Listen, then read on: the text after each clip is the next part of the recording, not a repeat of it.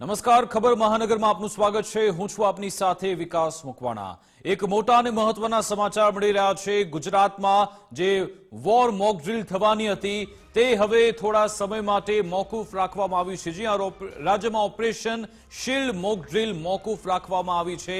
આવતીકાલે રાજ્યમાં operation shield mock drill નહીં યોજાય।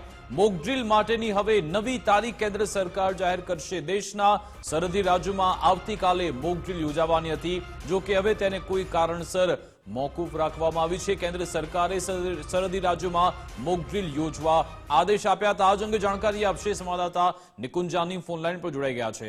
જે નિકુંજ, આવતીકાલની ઓપરેશન શીલ્ડ હેઠળની જે મોક ડ્રીલ છે તે મોકૂફ રાખવામાં આવી છે।